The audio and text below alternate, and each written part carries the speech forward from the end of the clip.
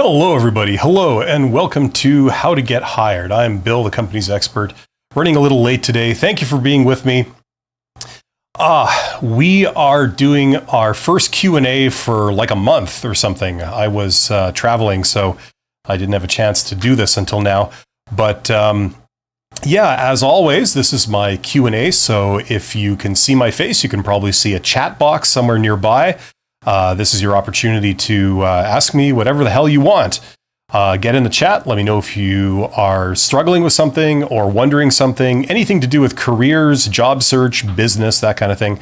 And I will do my best to help you out. The title of today's live stream is Why You Got Rejected and What You Need to Do.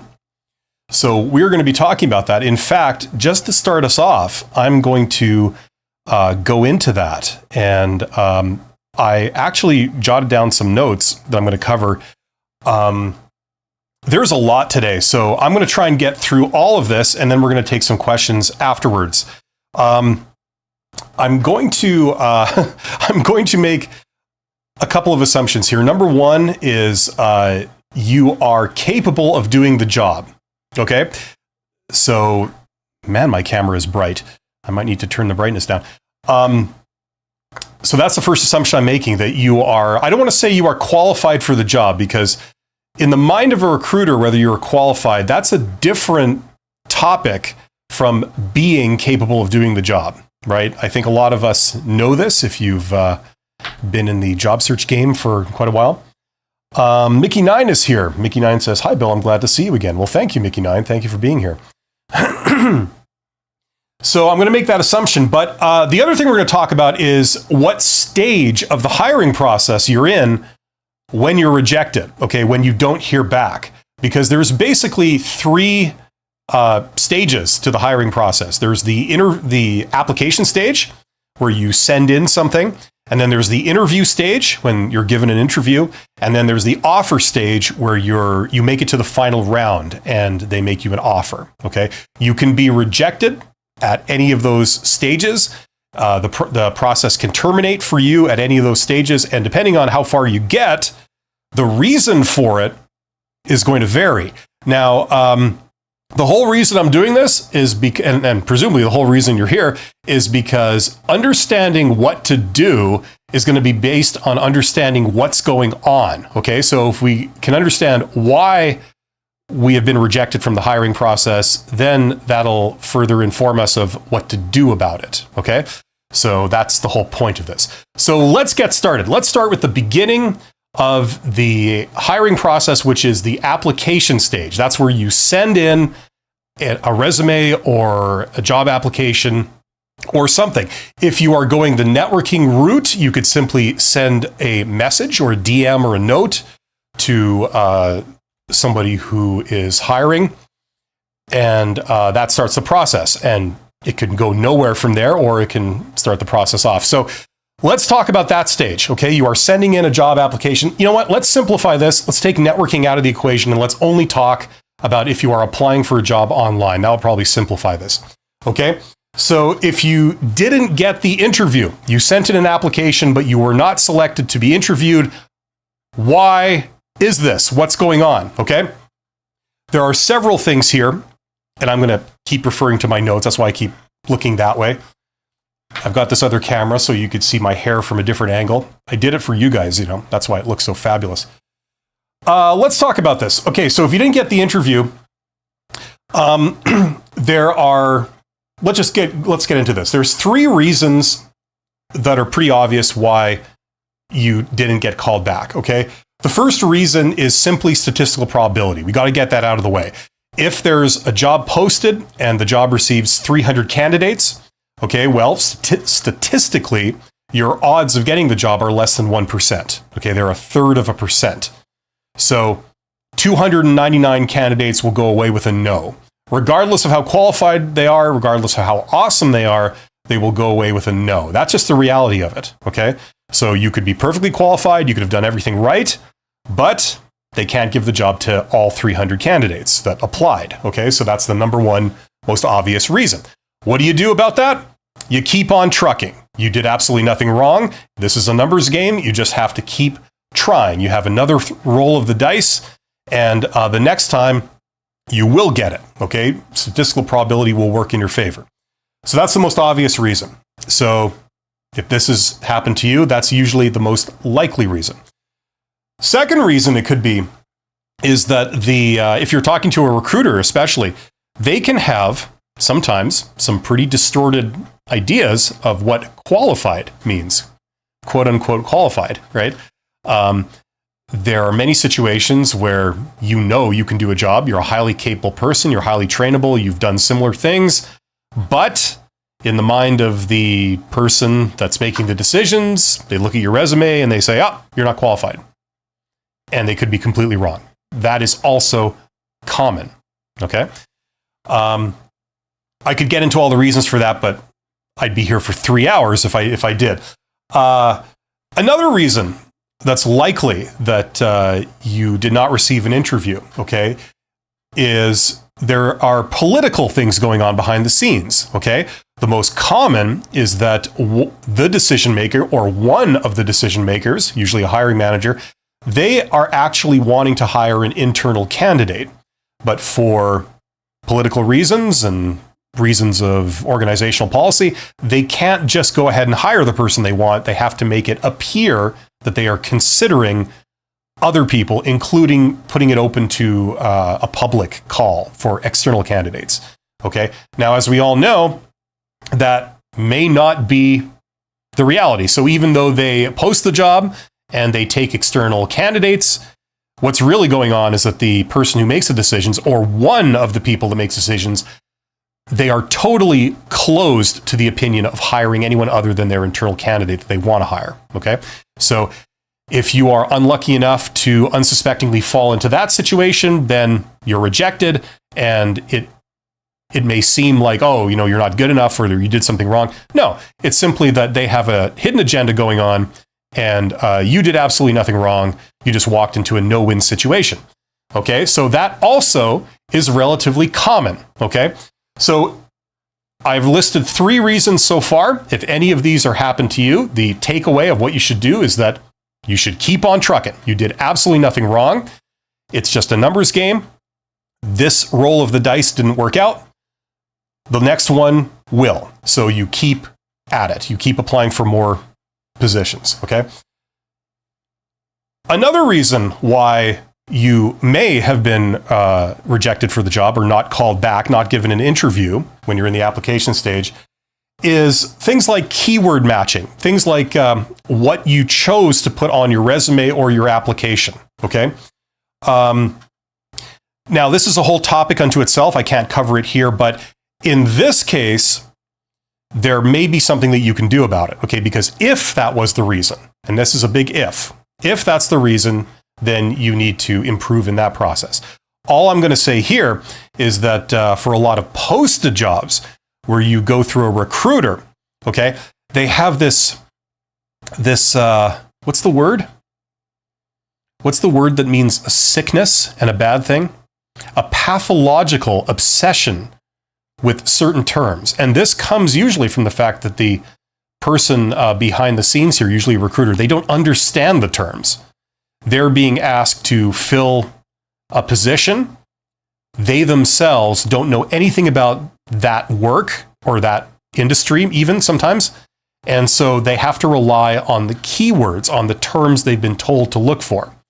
So the problem is, as we all know in the real world, there's more than one term to describe something.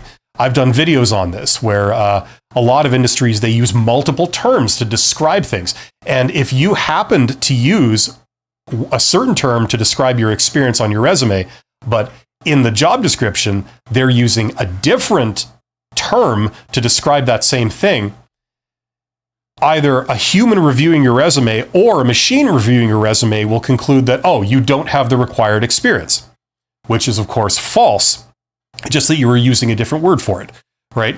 So the only thing I'll say here is that you have to do some basic things like using their terminology. So even though your resume is done and you're very proud of it, you might have even paid a professional to help you write it and phrase everything.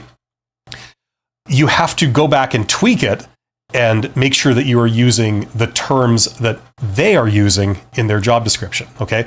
Now, this is something that you can work on, okay? So learn about that, do your own research on it, if you suspect that may be the problem. This is usually not the problem. But as increasingly ATS is used, especially for entry-level jobs and jobs where they have lots of applicants, it continues to be a thing. Okay, so if you're applying for entry-level jobs or publicly posted jobs exclusively, then this may be something you really want to look into, okay? Now, there's an alternative. The alternative, of course, is to not just apply to posted jobs.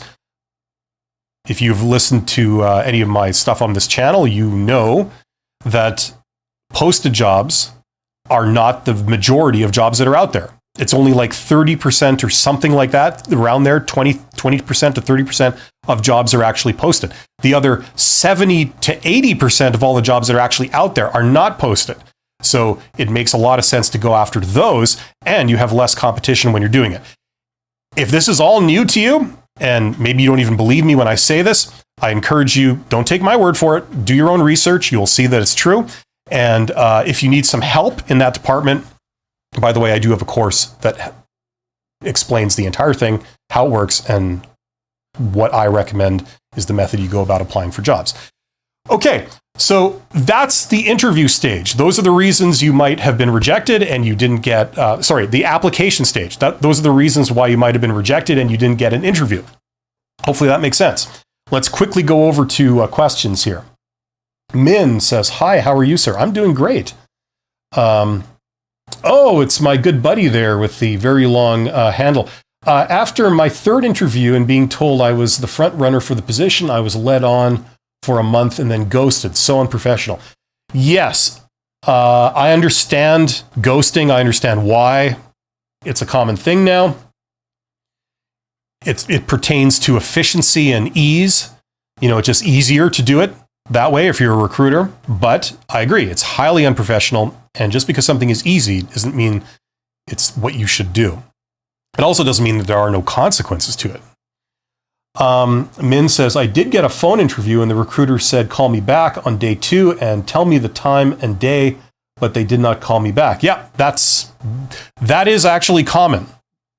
Do not believe, well, I don't want to say do not believe anything a recruiter tells you, but they have said misleading things. That's very, very common. It's very unfortunate. Unfortunately, it comes with the territory. And if you want to be in the job search game, if you have to be in the job search game, unfortunately, you got to deal with that kind of crap.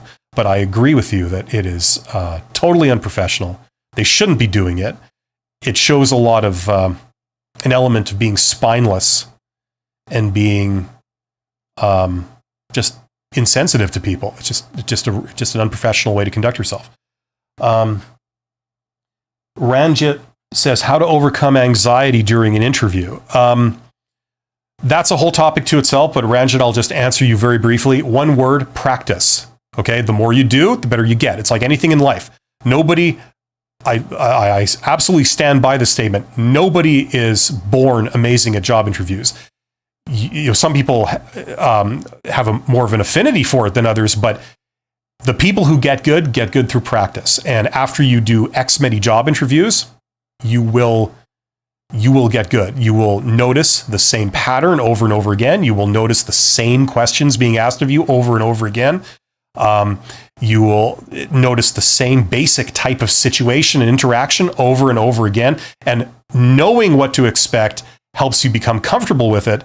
And practicing also at home, like before you are in a job interview, doing mock interviews and things like this, that really, really helps. Okay. Also, the more you do, the more you see the range of interviewers that you will encounter. Some are really, really awesome and they give you a very positive experience. Even if it doesn't go anywhere, you feel good about yourself.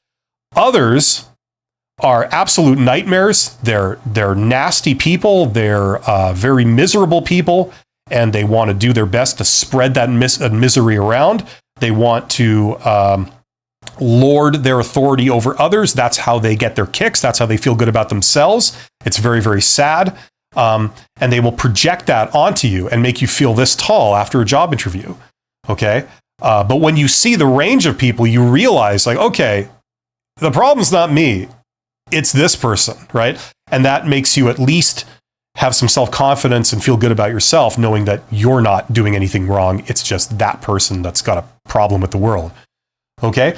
So that's all I'll say here. That's a huge topic, and we could get into that in a future live stream, actually. Okay, I'm going to come back to the main topic here, which is why you got rejected and what you need to do. We've talked about the application stage of the hiring process, why you may not have gotten an interview. Now, let's talk about the interview stage, where you went in for an interview, but it didn't go anywhere. They didn't call you back, or they terminated the process at some point. What's going on there? Okay, now this is where we get into more, there's a greater number of reasons why this could have occurred. Let's go through some of them here. Okay. If you don't know this already, learn this now. Job interviews are all about soft skills. They are not about your technical qualifications, okay? The resume stage, the application stage, that's about the technical qualifications. Once they bring you in for an interview, it's no longer about technical qualifications. Every single person they call for an interview, they have decided that that person is technically qualified. So the competition between the candidates is no longer really about who's the most qualified, because they're all qualified in the eyes of the decision makers. Okay, if they called them in for an, they're not going to call in someone that on paper is clearly not qualified to do the job. That would be a waste of their time. Okay, so they're not going to do that. So if you were called in for an interview, they're signaling that they believe that on paper, you are perfectly capable of doing the job. What they want to do now is assess you as a person. Okay, are you the type of person that they would want to work with? Okay, that's what they're really doing in a job interview. So it can be deceptive, because even though they're asking you about, your experience and, maybe your education and things like this, really, they're assessing who you are as a person and whether you fit with what they happen to be looking for, okay? The other thing you need to know about job interviews is that what they happen to be looking for can be completely out to lunch. So if you didn't measure up to their criteria, it may not necessarily be a reflection on you, and maybe a reflection on how out to lunch these people are. That has been known, okay? Okay, let's get into it. Reasons for being rejected at the interview stage. You did the interview, they didn't call you back. Number one, failure of soft skills. That's the most obvious. Okay, we're going to get into that a little bit deeper.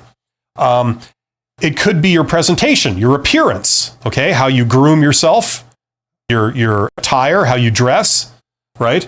It could be your attitude. If you go in there being, with a very cocky, arrogant attitude, that's almost an instant turnoff. If there's any issues with your attitude, it doesn't matter how qualified you are. It's an instant fail, sudden death, okay? You could be Albert Einstein and they'll still reject you because they don't want to work with that. You know what I'm saying? So that's a really big reason. And a lot of introverts and a lot of people that don't really do a lot of social interaction as the main part of their job, a lot of times they have a blind spot for that. So just be aware of that. That's probably the number one thing they're looking for. Okay. So issues of being arrogant, issues with being agreeable. Okay. If like every little thing that they ask of you, take a chair, or would you mind sitting over there? If every little thing they ask of you is a problem, right? It's like, well, no, I'd rather sit over there. Or, do you have a more comfortable chair? Those are little signals that, like, if you're behaving this way in the interview, you're probably going to behave like that if they employ you in the office or in the workplace. Okay, an issue with negativity. You're very pessimistic. You're finding fault with everything. These are like instant turnoffs that can blow the interview, no matter how qualified you are. Okay, charisma, very closely related to that. Being likable. Very important to smile. Very important to be polite. Very important to say nice things. Compliment. If they've done something nice for you, tell them that. Say, oh, thank you. That's very nice of you. I appreciate that. People tend to like you if you show your appreciation for something that they took the trouble to do. So little things like that. Okay, I can't get into it here, but these are very important. These will endear you to whoever is interviewing you and make them think, I want to work with that person. I like that person. I'd love to have them around. That's the kind of people I want around me, right? Okay, so make sure that that stuff is in order. Okay, you know about it, you're aware of it, and you're practicing this kind of thing. Another reason could be a language barrier. Okay, this doesn't apply to everyone, but if you are doing interviews that are not in your native language, and I know what that's like, I've been on both sides of that, but there's a lot of people that they live with this as a constant thing. It can be that. As much as possible, try and make it easy to be understood, and speak slower. If there's an issue of having like a really thick accent or anything like that, like do your best to work on that, because that will only improve your chances. Okay. The other thing is that if that's the issue, or any of these really are the issue, they will never tell you, because it's very hard to defend. How do you defend like, oh, I just didn't like that person? They kind of turned me off. Like, how do you defend that? You can't, right? It just, if people call you on that, you always just look like a jerk. But these are the thought processes behind the interviewers, right? So they will never admit to any of this. The last one I want to group into this bunch is communication skills. This is separate from like a language barrier or, your attitude. This is how to express yourself. So if they ask you a question in a job interview and it takes you 10 minutes to answer and you ramble and you don't even really answer, you forget what the question is, and you can't structure your thoughts properly.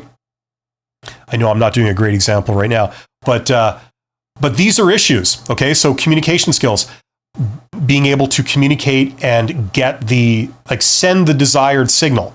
So if you say something and you think you're being polite, but it comes across to them like you're being rude when you're not, that is an issue with communication skills, right? You need to convey the message that you want to convey. You didn't intend to convey the message that I'm being rude, but because your choice of body language and the words you said and how you said them, it came across like that, right? So communication skills are a big one, okay? So make sure that those things are there. Now, those 4 reasons I've just mentioned, failure of soft skills, your appearance and attitude, a language barrier, and communication skills, these are things that you can work on. And I would encourage everyone to work on these. The better you get at this stuff, the more employment possibilities you will have in your life, the more opportunities you will come your way in life if these are improved. So never stop working on these. Always try and improve yourself. But these are prime candidates for maybe why you weren't called back for an interview. Okay, these are the things that you can work on. Once again, I have courses that can help. I have this one in particular, right? My Write Like a Professional course. If you're the type of person that's into that, you take courses and things, or you want to learn more from me, there's a link in the description box if you want to go down that route, no pressure. But I created it for people to work on these things. It's not just about how to write, it's about what to say, what to write, what to communicate, what goes over well, what doesn't, and what are some of the principles involved that are, maybe going over people's heads when you're young and you're starting out, but are in play. Okay, there's other things too. There's a lot of other things. We're talking about the application stage. The interview stage. You went down for a job interview and you did not get called back. Why is this? There are other things too. For example, personality, okay? They could have had an issue with your personality. This is one that a lot of people really don't talk about because, once again, it's very sensitive. Now, the thing is here, remember, it's not about good or bad. It's about what they happen to be looking for. If you're a very introverted person and you apply for an outside sales job and you go down there and you have a very introverted personality and manner, that can be an instant sudden death elimination. They say, no, we want a much more extroverted type person for this role. It's a sales role. You've got to be a bubbly type, talkative type person. So no dice, right? Now, that's not a reflection on you. There are other jobs. If you go down for a job as a developer, writing code, they'll love that. They'll say, hey, great, this is the type of person that can just shut up and get on with some work. And they'll be happy working all day long by themselves, and they won't have a problem with that. They'll regard that as a great work environment. Nobody's bothering me. In that case, your personality is an absolute boon. They'll love that. Okay, so it's not about changing your personality. It's just being aware that they're also looking for these types of things. And like I said earlier, they also have some very, very weird ideas sometimes of what the job requires. And those ideas are completely out to lunch half the time, but you just didn't have whatever crazy thing they were looking for. Okay, so anyway, that's all I'll say about it here, but it's a personality thing. What to do about it? Absolutely nothing. You did nothing wrong. Just keep on trucking. This throw of the dice didn't yield any results. The next one will. Okay, risk aversion. This is something recruiters especially are trained to look for. I know this because I used to teach recruiters in university. The way recruiters think about candidates is they think of them as certain things make them risky. For if you hire them, they will not work out. And recruiters are trained to spot these and avoid them. Now, it's an open debate whether this stuff really is a problem or not, but it's the way recruiters are trained to think, okay? So for example, things that make you risky in the eyes of a recruiter are like things like having a work gap on your resume. If nobody was hiring you and you weren't working, maybe there's a reason we don't know about, right? So that makes you risky. If we hire you, maybe there's a higher chance you won't work out. Job hopping. If your work experience shows that, you stay in a job for a very short amount of time and then move on, and you keep doing that, that makes them think that, oh, if we hire you, you'll probably stay here only for a short time and then quit, and then we have to look for another candidate all over again. So you're a higher risk if we hire you. Salary expectations. If you ask for too much money, that makes you a high-risk candidate. They think that maybe you won't be happy with the money here, and it'll only be a matter of time before you jump ship and go somewhere else. Okay? Here's another one. You don't show any desire to do this job in the interview. This is a big red flag. You could be the most qualified person ever. You could be the most efficient person ever and effective. But if you don't want to do the job, it's not going to work out. If you just find this type of work really boring, it's not going to work. So one of the things they actively look for is some kind of hint that you are passionate to some degree of doing this work, right? And you will be happy if you're given this job to do. You won't hate every moment of it. So remember that it's important to show this. Okay. But if they didn't see that, or they didn't see enough of it, they can regard you as a high-risk candidate. Now, I know some entry-level jobs, it's very, very hard to be excited about it. And if you are excited about it, something's wrong if you're excited about doing that. Like, you work in a rendering plant, like, handling the chickens or killing the chickens, and, you enjoy that. That might be a problem, but they think that's great. They'll hire you for that job, right? So I'm not gonna touch that, but that's a thing. That's something that's going on in a job interview. Okay. And your experience is too diverse. If you've done a lot of different things, you're a generalist as opposed to someone who's worked in a very specific place for many years and that's all you've done. They might consider that a high-risk candidate. You jump around. You don't seem to have any core competency.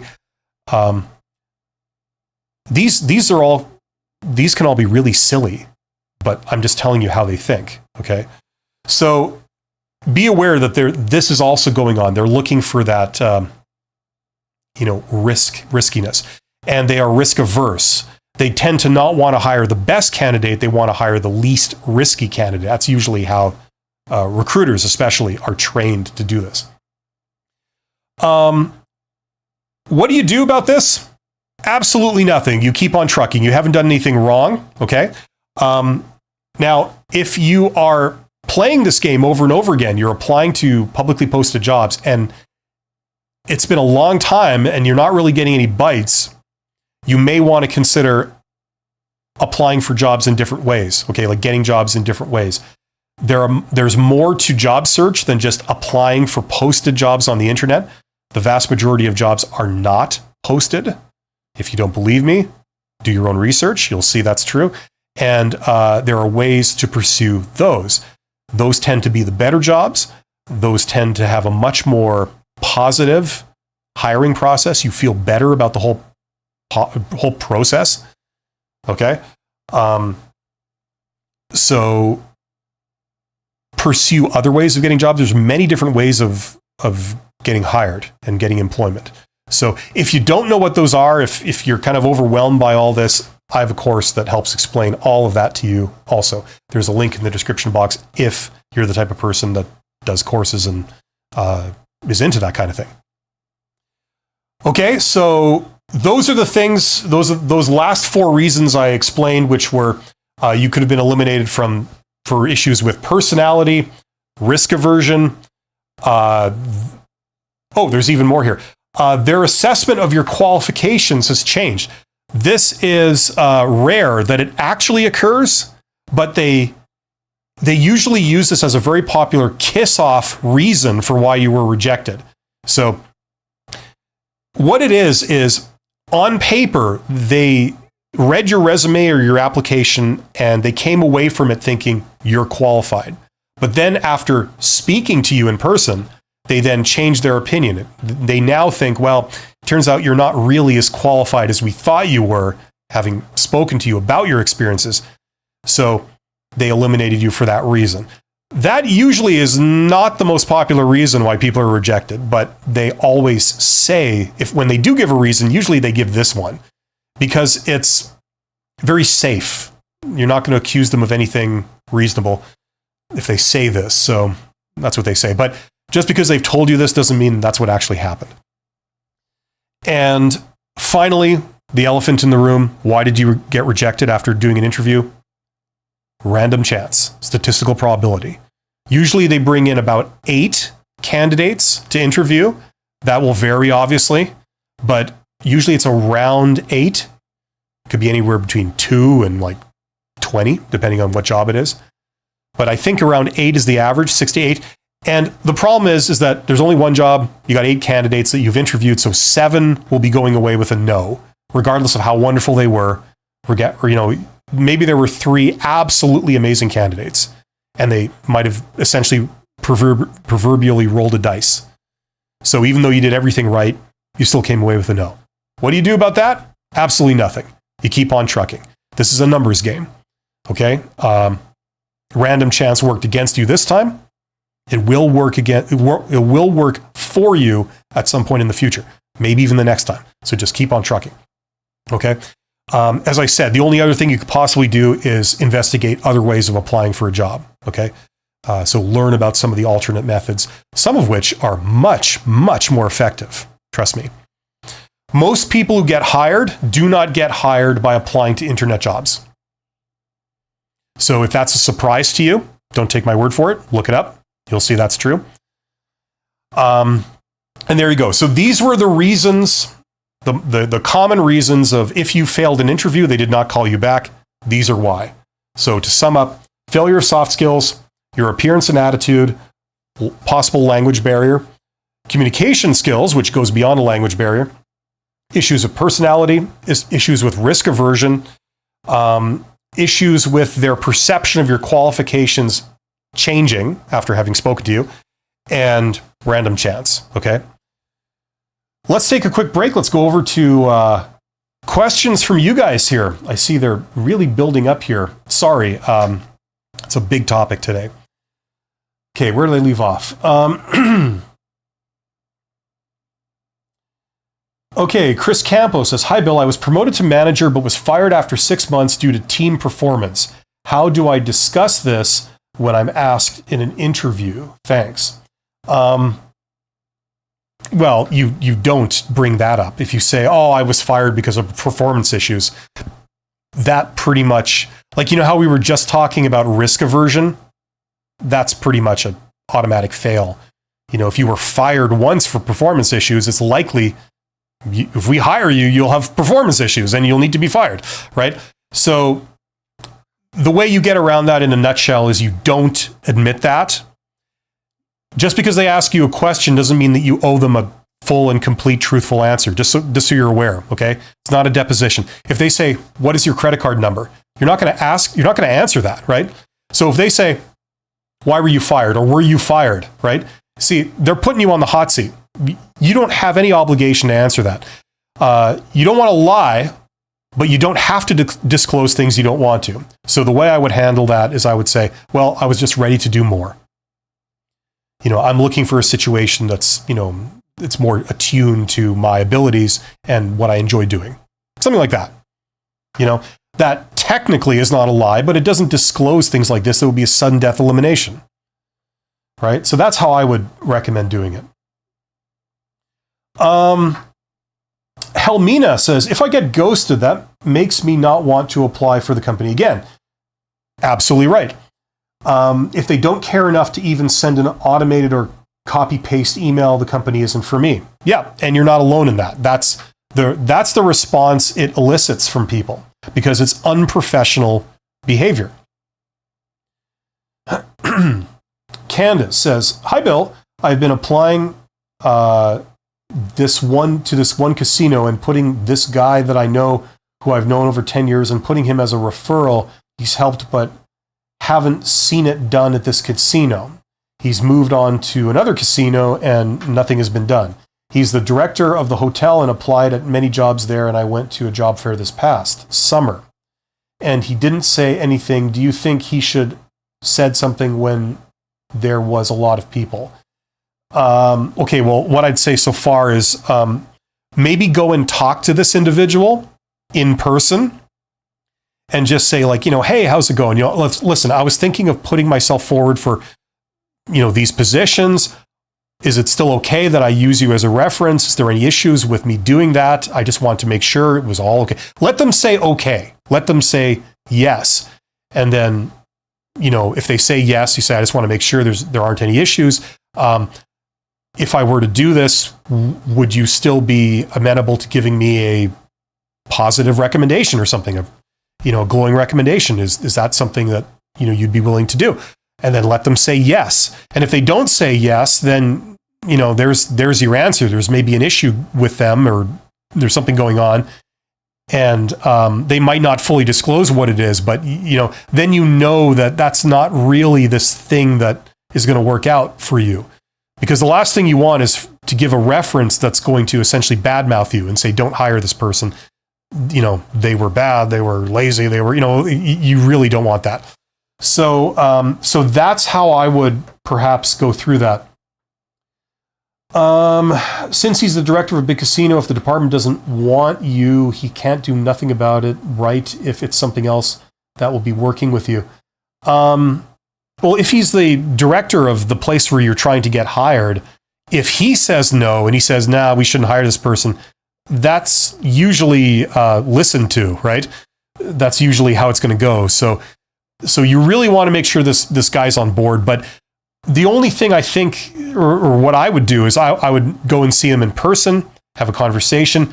Don't talk his ear off all about you. Just ask him, like, if I did this, would you be okay with it?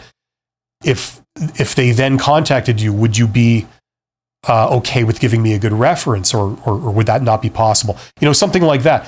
And you don't want to try and influence them or browbeat them into anything. Just ask them for, if this is okay and if it would work out. And then you'll know where you stand. Okay?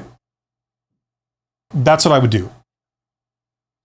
I think I skipped over somebody here. Gavi says, I have an interview and in the requirements is to develop and manage a budget. I don't have this skill. Everything else I'm good. Okay, was there a question? I don't see a question. Okay. Okay, good. I'm going to leave off here. I'm going to finish this topic of today, which is why you got rejected and what you need to do. And then we'll come back to questions. Okay. So we were talking about if you were rejected in the hiring process, what's going on and what you should do about it. And we were covering the 3 different stages of the hiring process. We talked about the application stage, where you send in your application. We talked about the interview stage, where they've called you in for an interview and done an interview with you. maybe multiple interviews, but they then didn't call you back. Okay, so we've covered that. Now we're going to talk about the third and final stage of the hiring process, which is the offer stage. Okay, you're down to possibly the final 3 contenders, or they've already made an offer to you. Okay, so if they did that, but you didn't hear back because it didn't go anywhere, what's going on? Let's get into that. Okay, there's multiple reasons why this might have occurred. Okay, the most obvious elephant in the room is random chance. If you're in the final 3, it might be an official final 3, or it might be an informal final 3.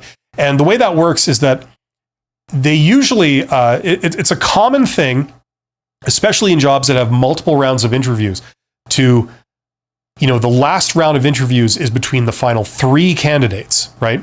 And then what they'll do is they'll offer the job to one of the 3. Okay, their lead choice. Okay. Now, just because that candidate got an offer doesn't mean necessarily that the other 2 are out of the running. If the first candidate that received an offer decides to try and play hardball and is giving them a bunch of runaround, it's like, no, I want these 10 changes made to the proposed employment contract and all this kind of stuff. Sometimes they may decide, you know what? I don't want to play this game. Let's make an offer to the runner-up, candidate number 2, and let's see if they'll just accept it as read, right? So sometimes that happens, right? Okay, so that's why I'm talking about it like it's the final 3, even though they might have made an offer to only one candidate at this point. Okay, the elephant in the room is random chance. Why didn't it work out? Random chance. There's 3 candidates.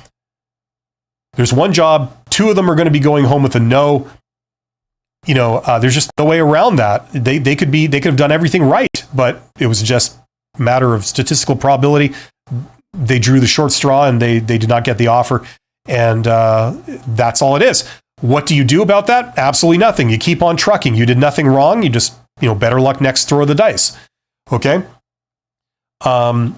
Another reason could be personal preferences. A lot of times, especially hiring managers, have highly illogical personal preferences in who they pick. A lot of times, the vast majority of the time, they will not disclose these. They won't say what they're looking for. And they certainly won't disclose it to candidates because, number one, it can make you seem like an idiot and, open to attack for it. And number 2, it allows you to game their system. So if they rejected you because, you were a very sullen person and they like very happy people or something, once the word is out that, oh, they like happy people, next thing you know, the next job that people apply for and go up for, they're all super happy because they know that that particular individual wants to hire someone that's happy and not sullen. So for a variety of reasons, they won't disclose this, but they can have very idiosyncratic things that they're looking for that are a lot of times just stupid, but they've got it into their head that that's what they want. So that's what they look for, and you didn't have it. And sometimes it's actually a testament to you that you didn't have it. Okay, so there's a lot of things in there. The third reason could be there's political stuff going on. Okay, this is an open secret. I don't know what it's called. I call it the final 3 game, where, for example, they'll have like a lead candidate, and then they'll have a number 2 candidate who's not really a contender. They've just been placed there to make the number 1 candidate look even better, right? That's a common thing, right? So maybe, you're stuck as the number 2 candidate, in the eyes of these clowns that, are playing these games. So that could have been a reason too. There could be a political thing. They wanted to hire the number 1 candidate the whole time. They only strung you along to make it appear that, it's objective and, or to contrast that person against an external candidate or whatever, right? So there could be a bunch of political stuff going on. This is common, and you could have just fallen into that. And that's a reason that people get rejected at this stage. Okay, what do you do about any of these 3 things I just mentioned? Random chance, personal preferences, or political reasons? Absolutely nothing. Keep on trucking. You're doing nothing wrong. The only possible thing you could do is, if this keeps happening over and over and over again, look into alternate ways of getting jobs. Okay, there's many different methods to get jobs, and you can look in many different places to get jobs. So learn about that stuff. If you're interested in doing that with me, I have a course that covers all of that stuff right here. Link in the description box if you're into that kind of thing. Okay, there's other reasons too. There's some things that, there are reasons why you were rejected that are things that you actually did wrong that you can maybe improve. Let's talk about those. There's two big ones. Number one is, if they make you an offer and you make a counter offer, you try and negotiate. Okay? If you're not very good at negotiation, there's a whole bunch of blunders you can make there. I can't get into that because that's a huge topic, but right now I've done other videos on this. But for example, trying to negotiate on items that are non-negotiable, right? So an example would be asking for like 30% more when it comes to money. Like anything above 30% more is usually a problem, right? If it is possible to negotiate, most cases they can't negotiate more than 30%, say like, your salary or your compensation. So things like this. It might not be possible to negotiate. You're asking for more than they can actually give you. Like, it's not that they don't want to give you it, it's that they can't, right? So unfortunately, you've eliminated yourself. Okay, so negotiating above their reservation price, like the highest amount they could possibly go, okay? Maybe it's a failure on your part to read the situation. There are some clues that can tell you when to negotiate on price and other elements and when not to. For example, if the let's say company, if they employ a lot of employees and they're all working at the same pay grade, and it's going to be the pay grade that you're working in, usually it means that you can't negotiate on price, because if they give you more money, that would mean they would have to give everyone more money, or they're going to have a mutiny on their hands once the word gets out. Then it may not be possible. If, on the other hand, you're applying for a job where you're a one-off, it's just you in this role. You have no other people, no other peers that are in the same role as you. You're in your own pay grade, okay? And maybe it's a company that makes a lot of money but only has a small number of people working there. Then it seems it's very likely they can negotiate on price, okay? So there's a lot of things in there. It's issues with your negotiation process, how you negotiate it. That can eliminate you. Or even the fact that you try to negotiate sometimes. That signals to them, they interpret that as like, oh, you're playing hardball, you're not a team player, you're out for yourself, okay. Message received, order rescinded, Okay, another thing that can go on there is you can signal to them a lack of agreeableness by overly playing hardball with things. Sometimes you can cause them to rescind an offer by how you handle their first offer. For example, there's some protocol you have to go through. If they give you an offer and they regard it as like, this is a big deal, this is a big deal to us, and we want it to be a big deal to you because we feel that this is a very good job that we're offering. And we've looked very hard to find the right person, and we feel that that person is you. So if that's how they feel, and then you turn around and act like, oh, why do you insult me with this low offer? I don't even know if I really want to work here.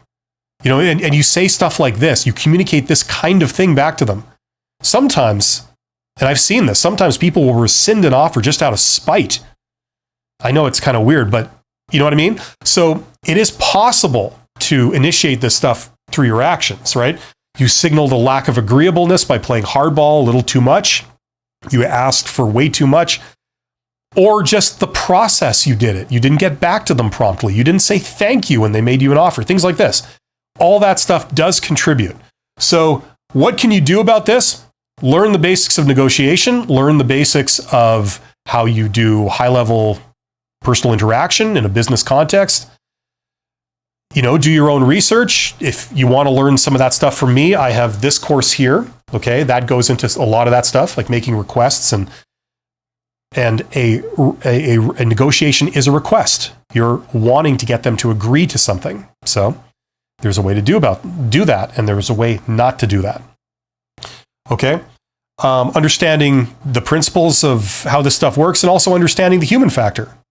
If you're a very introverted person, you may not be super well at persuading people, influencing people, getting them to warm to an idea and buy into it. It's not the hardest thing in the world to learn that stuff, but you got to know it. So if that's you, look at that stuff. That might be a reason why it didn't work out. But those are the two things you can do something about: negotiation and signaling a lack of agreeableness. Okay, so if that was the reason, you can do something about that. Learn to negotiate, learn about people, learn how to interact and persuade people. Okay, so I've covered the entire hiring process in this video. If you were rejected at any of the 3 stages, what it could have been, what to do about it. Hopefully that makes sense. Let's go over to questions. Where did I leave off? It was back a bit. Okay, I think I was here. Helmina says, how to keep on trucking when feel discouraged. Well, you got to take care of your mental health. First of all, I understand completely. This is not a fun process, especially if you're coming from a place where you don't routinely get a lot of rejection. If you're in something like sales, you're more used to this. Like, you understand that it's a numbers game. 80% of people will say no, 20% will say yes if you're doing a good job, right? So you kind of are prepared for this process, but most people aren't, and it stings, and you take it personally, okay? So it's normal to feel discouraged. It's normal to feel bad when you're rejected. You wouldn't be a human being if you didn't, but you got to take care of yourself. So we can't control our feelings, but we can control our actions, and we can choose to put ourselves in situations that can make us feel better. So sometimes if you had a bad day, you just need to artificially go and do something fun that you tend to enjoy. Watch your favorite TV show, play your favorite computer game, go play your favorite sport, go interact with your family members, whatever. You may not feel like doing it, but you force yourself to do it. And then after an hour or so, you don't feel quite so down in the dumps. You don't feel great, but you don't feel as suicidally depressed as you were. Okay. You got to take care of yourself as you go through this process, but also recognize that it's a numbers game. Everybody is going to get rejected. You're going to get rejected a lot. It's not a reflection on you. The biggest factor in all of this is random chance. It's statistical probability. When 300 people apply for a job, 299 of them are going to receive a rejection. Okay? The odds are 1 in 300 that you will get that job. What the solution is to apply to many jobs, do as good of a job as you can. If that process is not working for you, there are shortcuts, there are alternatives around that process where you don't win at this process, but you go around the process. That's what I've talked about extensively on this channel. That's what I cover in this course if you're interested. Okay? But you got to take care of yourself as you go through this. Mr. Man of AD says, love from Pakistan. Right on. Well, love from Canada. Thank you. Starlight says, hey, do you suggest putting a grad date next to your degree on your resume? I job hired, as a new grad, and I wonder if it will limit me for mid-future. Okay, here's how that works, Starlight. You got to be very careful here, because let's say you're in school and you're going to graduate in a month with a degree, okay? So you're wanting to maybe, get a summer job right now or get a job right now. On your resume, you're going to put that you have that degree, right?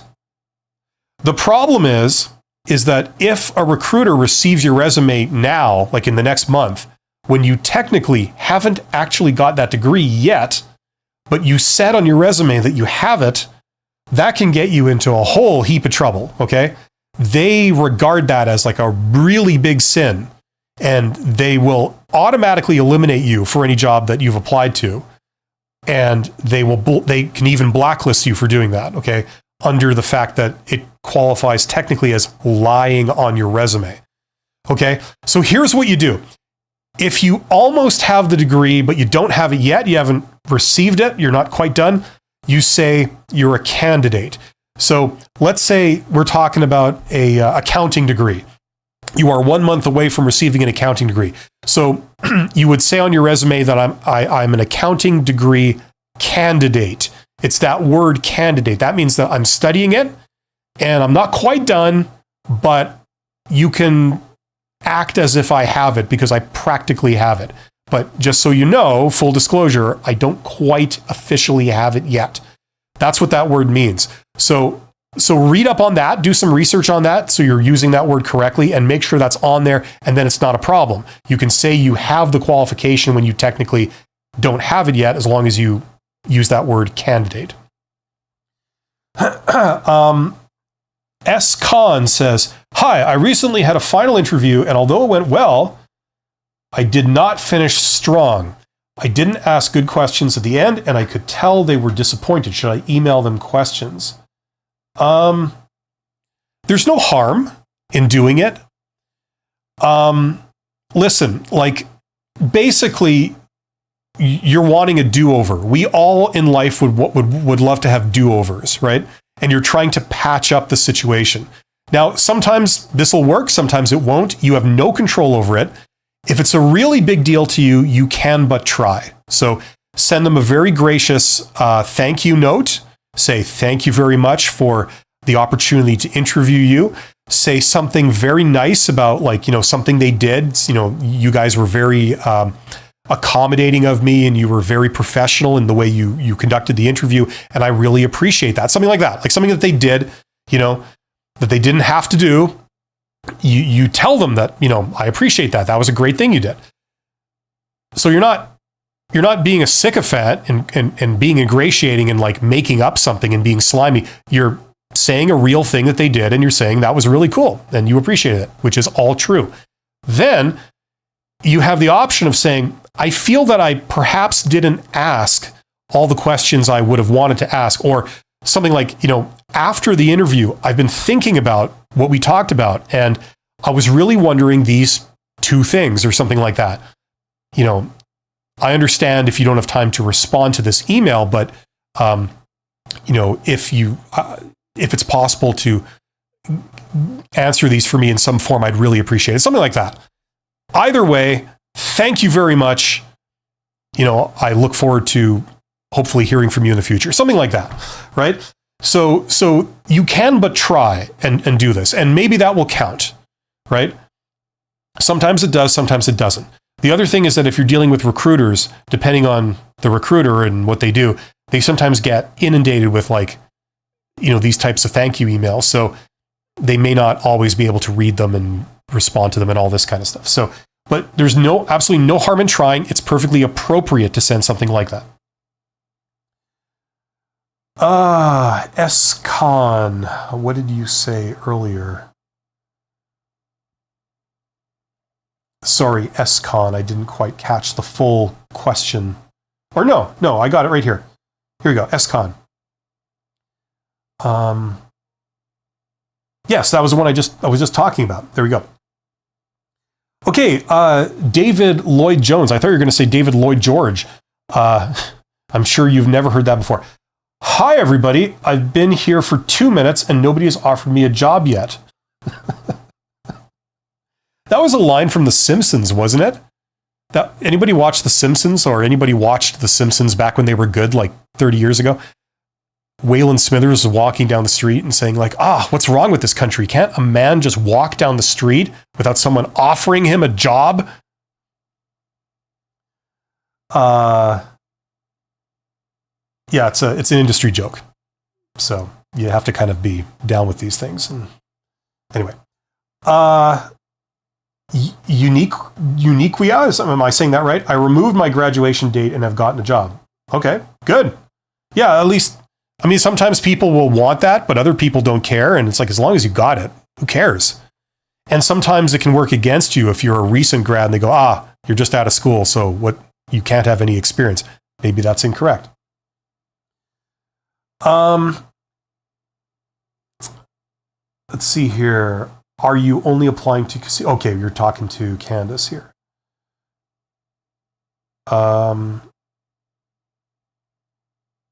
Candace says, is this your last time you will be doing the Q&A questions? Oh, no. If you're talking to me, I do, I try and do these every week. I was traveling for the last month, so I wasn't able to do the last 3 weeks, but I'll have a live stream of some kind up every week.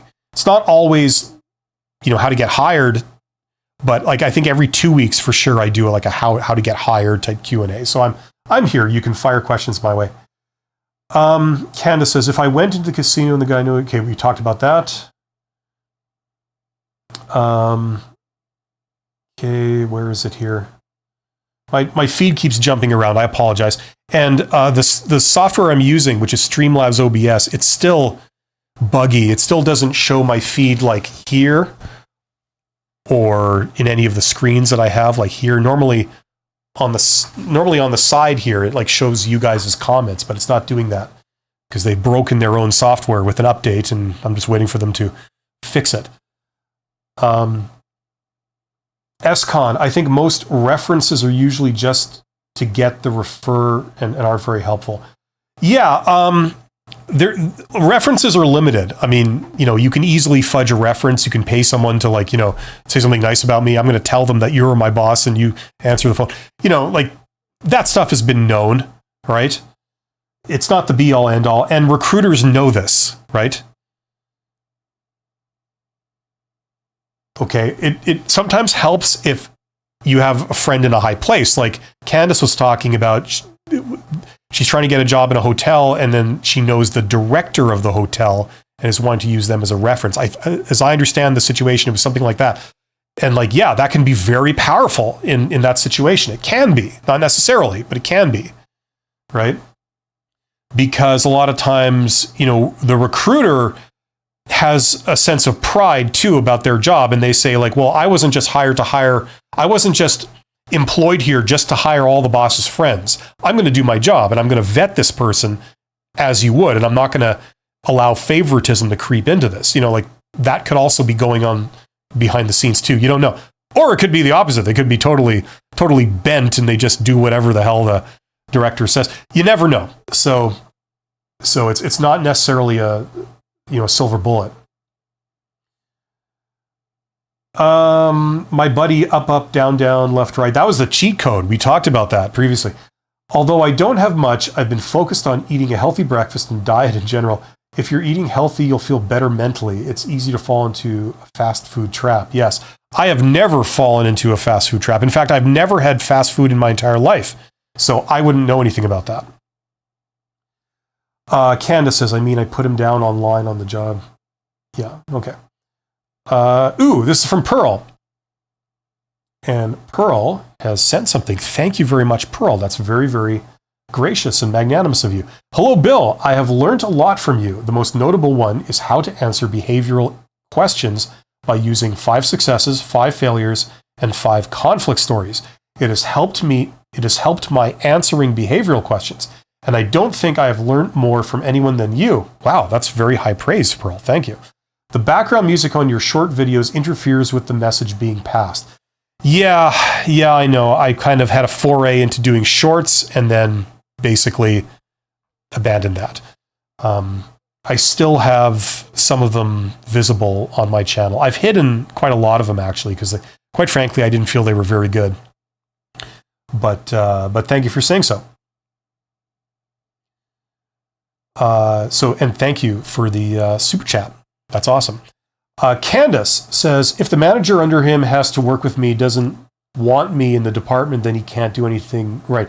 Candace, you bring up a great point, actually. If people just have some kind of bias against you, there's not really much you can do about that besides move on. It's their loss, and get employed at another place where they don't have those kinds of hang-ups. Okay? And as I said, if you're not having a lot of success with the same method, if you're only applying for posted jobs or you're only applying for jobs at this one place or, whatever, there are a lot of alternatives. Learn about the alternatives, learn how everything works, and you'll see there's a lot of opportunities out there if you know where to look and you know how to access them. Okay. Once again, if anyone feels like, you feel like it's overwhelming and you don't know what to do, I created a course, this Get Hired course that talks all about that. And it's like a step-by-step kind of thing with templates and all kinds of stuff to make it easy, to get you aware of all the different methods and how everything is working behind the scenes with the employers and what they pay attention to and how they think and all this kind of stuff. So if that's of any use to you, check out that course. There's a link to it in the description box of this video. Okay, whoa, there's a lot of questions here. Min says, my first interview by phone, everything was okay. The recruiter, she asked me if they hired me when I could start. I told her 3 weeks. She gave me time, days, she'll call me back for another interview. But she didn't call me back. Yeah, okay, that's a tricky one. Like, first of all, if that happened to me, what I'm getting from this is that signals that either A, the recruiter that you spoke to is completely incompetent or is completely, just unethical, or I don't want to say completely unethical, but you know what I mean? Like on the one hand, they're saying you're hired, when can you start? And then they ghost you, you know what I mean? It kind of seems like if everyone in that organization behaves like the recruiter, you would not want to work there. The other thing that crossed my mind when I read this was possibly you eliminated yourself by saying 3 weeks. Now, the way this works in most places, most countries in the world, is there are laws for how much notice you have to give, and they're usually dependent on how long you have worked at your existing job. Okay, so if you've worked there for less than a month, you don't have to give any notice. You can just quit. If you've worked there for, a year or something, you might have to give 1 week. If you've worked for more than a year, you might have to give 2 weeks. If you've worked there for 20 years, you might have to give 6 weeks. It varies, and every country has different laws about how this works in their country. So things like that definitely fall under that, okay? Now, what might be, there's not too much you can do here, but what I would do if I was in this situation is, if they were on the phone and they said, when can you start? How long do you need? And I would say, as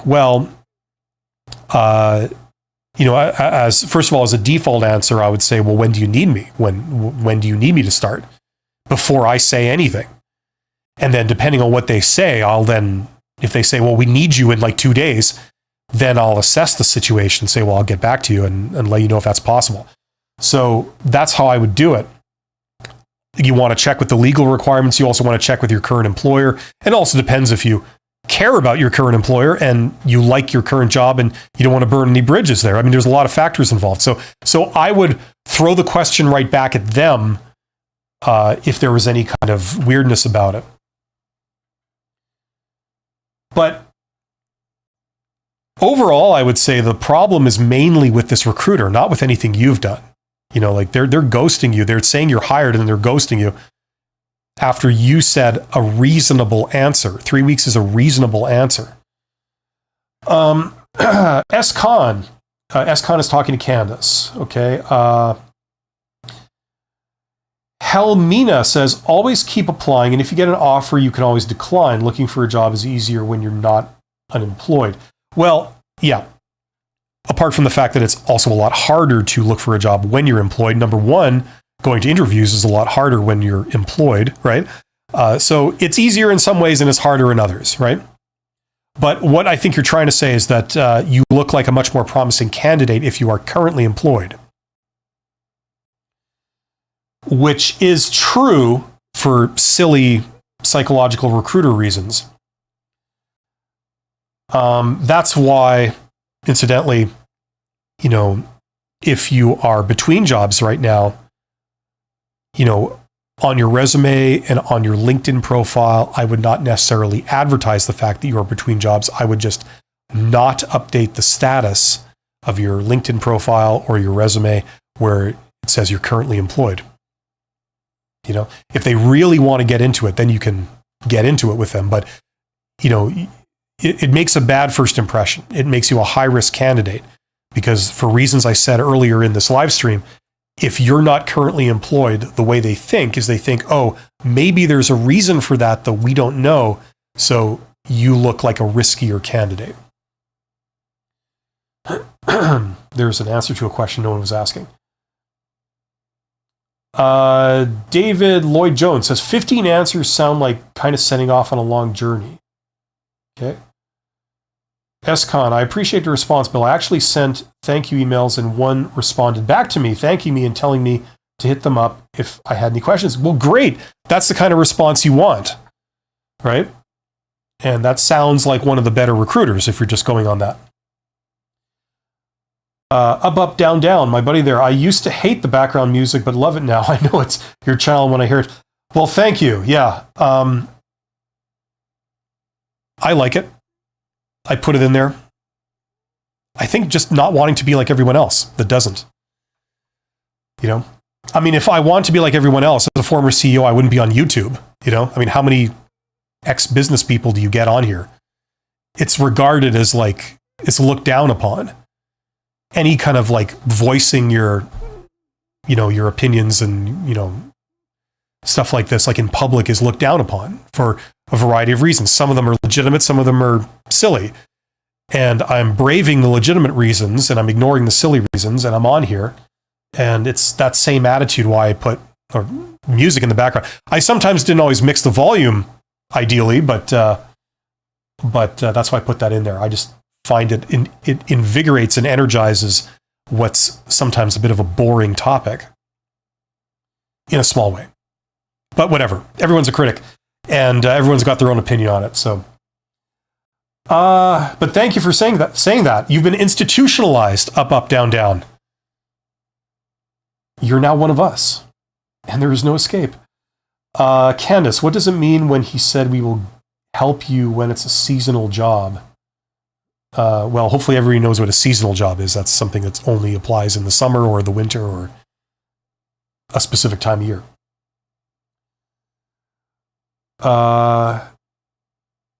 Okay, Maya says, David Lloyd George, 5 conflicts.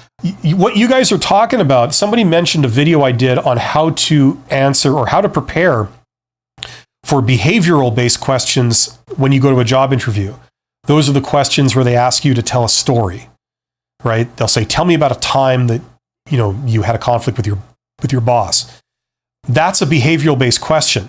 Everybody's answer is going to be different. It's going to be a customized story for that individual, right? So it's not like you can memorize template answers or anything.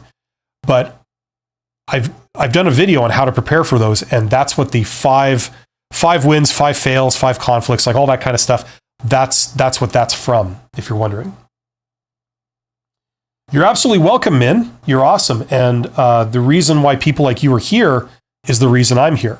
Because, you know, why learn everything the hard way? Just, you know, get some shortcuts in there.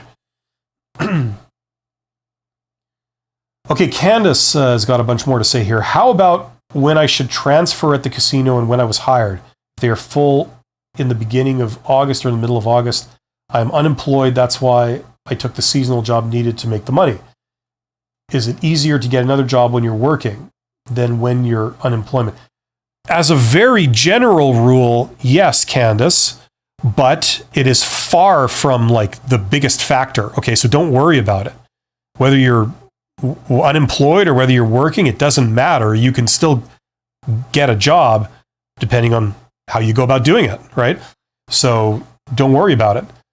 Don't use that as some kind of discouragement. You know what I'm saying?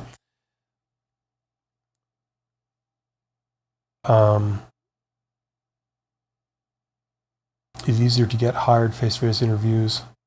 I'm getting criticism here. People are criticizing. David Lloyd Joyce says, yes, Maya, that struck me as maybe 4 too many of each. Well, the idea, David, is, first of all, you should watch that video to really understand what I'm saying. But the idea is that you can't prepare for every possible behavioral question that they could ask you. It's just impossible. There's literally a million different questions they could ask you. Tell me about a time that, you used your creativity in a high stress situation that did not involve a deadline, but did involve, a conflict with a fellow coworker. How did you resolve that? And what would you do next time? There's a custom question for you. Now, do you have an answer prepared for that you've studied? Of course not. That's like, how could you anticipate me asking something like that, right? So the idea is that what you do is you prepare 10 stories, okay? 5 failure stories and 5 success stories. These are stories from your past. And what you do is you practice saying them, and you say them in a very compact format, the STAR format. So whenever they ask you any behavioral question, you're going to adapt one of those 10 stories. Whichever one is closest to the question that they're asking, you're going to adapt that, okay, as your answer. So if they say, tell me about your biggest success, you would tell them a story about how you won a contract, on behalf of your company. Then you go to a different job interview and they say, tell me about a time that you used your creativity to win big in a previous job. So you would tell the same story. You'd say, oh, I'm going to tell you this story. There was a time that I got this contract, and the way I got it was I used a slightly unconventional way of doing it that no one had done before. So I'm telling the same story, but it's an answer to multiple questions. That's the idea. So all you really need, in my opinion, is 10 stories. Like if you've done this with 10 stories, you'll be covered. Pretty much almost anything they could ask you, one of the 10 will be somewhat of an answer to it. And if you customized how you tell it to emphasize whatever they were asking, then it will be an answer. So it's on the tip of your mind. You never go blank in an interview when you're, the pressure's on, you got all these people staring at you, right? And you pull out one of those stories that you've already rehearsed telling in a very compact form. You've vetted it. You've made sure that it's not like signaling all kinds of negative things about you. It's approved by yourself. You know that, you've done your homework on it. You've practiced it. So it just comes out immediately. It comes out in a very coherent way. It answers their question perfectly, and you end up looking like a rock star. That was the idea, the method I was talking about in that video. But watch the video to understand the full thing that I'm saying, if you're interested. Where are we here? Chris Campo says, it is easier to get hired with face-to-face interviews compared to Zoom or Teams. Is it easier? Well, it's all things being equal, yes. The best quality personal interaction you can have is face-to-face. Failing that, it would be some kind of real-time thing, like a Zoom meeting, okay? So it's real-time, but you can also see the person. Failing that, it would be a real-time phone conversation where you can have a two-way exchange in real time. You can't see them, so you're missing some of the body language, but you can hear their voice. Failing that, it would be DMing back and forth, so you're texting, so you get real time, but you don't get the body language or the inflection or the intonation of your voice, so you don't know how it's meant or how it's said. And then failing that, the last on the list would be something like email or letters, snail mail. That would be the worst form of interaction where you are missing the most information and is the most limiting. So if you're wanting to convince someone that, you're a great person for the job, the best place, all things being equal, would be a face-to-face interaction. Okay? Obviously, there's a lot of other factors. Some people don't do face-to-face interviews. Some people only do face-to-face interviews. It depends. But all things being equal across the board, if you want to persuade someone or you want to have some kind of, what's the word? Connection, affinity, have some kind of, build some kind of personal relationship and have them see your charisma. The best channel over which to do that is a face-to-face meeting. That's why business people still fly around the world to have face-to-face meetings with people for like exorbitant amounts of money when you could just have a Zoom call, right? Because we could do this over a Zoom call, but I'm going to do it in person. I'm going to fly to Saudi Arabia and talk to you in person, right? That's why people do that, because it's a better quality interaction. You'll make more of a positive impression on them if you're in the room with them. You'll be harder to ignore, and they'll be able to get a more positive experience talking to you than they would otherwise. I've got about 10 minutes left. Let's see if we can get through these questions. Helmina says, I get the job seekers who reject offers are not desirable. Okay, but unemployment is stressful and brings a whole lot of issues and distractions. It's different when you want a job versus need a job. Excuse me. Absolutely. I mean, sometimes beggars can't be choosers, and I'm not advocating that people reject jobs or play hardball, or I'm not advocating any one thing there. It depends on the situation. Whether you negotiate or not entirely depends on the specific situation you're in. It also depends on you, on what your goals are and what you enjoy doing and don't enjoy doing. So you're the best person to decide for yourself on what's the best course of action in that situation. Sometimes it is appropriate to negotiate. Sometimes you even get employers that look down on you because you didn't negotiate. They see that as a little bit of a red flag. If I'm hiring you as some kind of salesperson, and then I give you a job and you don't negotiate at all, you just accept it. It's like, I don't know. Is that how you're going to be behaving when you're negotiating contracts with some of our clients? I'd maybe want you to push a bit more. And this is signaling that maybe you're not the type of person that does that. So, you know what I'm saying? Like, there's a lot of different factors when it comes to this stuff. Candace says, when should I ask if I will be kept on after the summer and the beginning of August? Well, I can't answer that. That depends on the situation. I would not leave it to the last moment. But if you are going to get information from somebody, or you're going to try and persuade them of something, you're going to plant information, the best thing to do is to do it when they are not stressed out and they are in a good mood.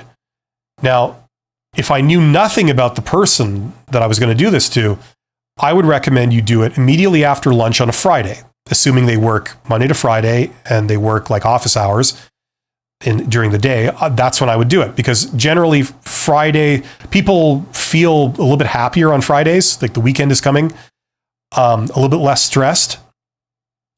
And people also tend to feel less stressed and more content after they have lunch, like after they have a snack or a lunch or a break. So after lunch on a Friday is usually a good default time to go and talk to people. And, the odds are that you will not be bothering them. They will be able to make time for you, right? At that time, they will generally be in a better mood at that time.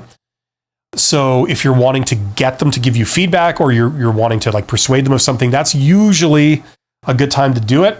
But obviously it's going to depend. I mean, if you know information about this person, that's going to trump what I've just said now, right? But that's what you want to do. You don't want to go and talk to them when they're really stressed out. They're it's the busiest part of the day or the busiest part of the week, or they've got a lot of things going on and they've just had something really annoying happen. That's not when you want to go talk to them about this stuff.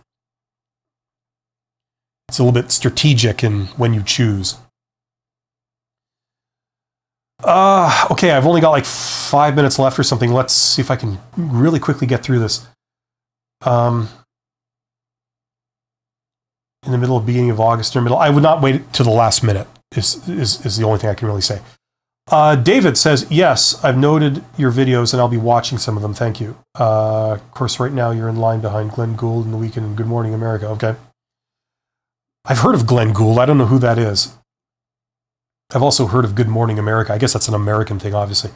Candace, when at an interview they say we will help you and get hired, and give hired, what does that mean? Sorry, I don't know. I couldn't really decipher that too well. David, how to kill the GMAT. That's also an American thing, I guess, right?